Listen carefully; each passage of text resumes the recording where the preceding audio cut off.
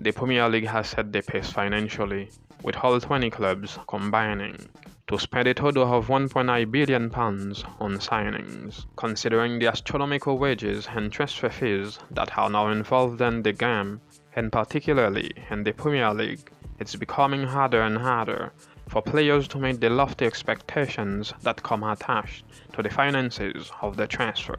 Manchester United parting with an initial £85 million to sign Tony, and Nottingham Forest is spending in exceed £150 million to rebuild the squad, having just been promoted from the Championship. £45 million for Gabriel Jesus in one of the most cost-effective moves of the entire summer. The Gunners have signed a player Mikel Arteta has worked with in the past, who knows how to score, create, beat players, and crucially win trophies. Jesus has become the main man at Arsenal and is thriving. Raheem Sterling, £47.5 million. These days, a fee close to £30 million looks rather cheap, especially when you consider the caliber of player it's bought you in Sterling.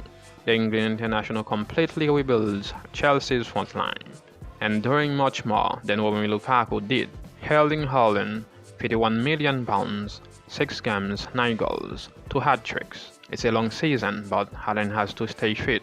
But if he does, he's quite obviously going to absolutely whip the Premier League apart with City. Manchester United were paying £56.7 million for Martinez, after Ajax had initially asked for a lower price, especially considering his height. The Argentine defender stands at just 5'9", which is admittedly small for someone in his position.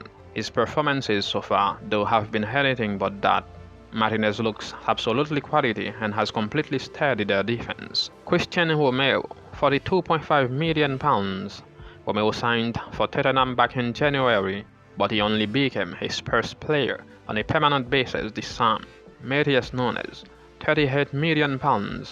It's cost them a club record fee, but paying that kind of money to sign a midfielder as talented as Matheus Nunes is absolutely worthwhile, and at just 23, his future is bright.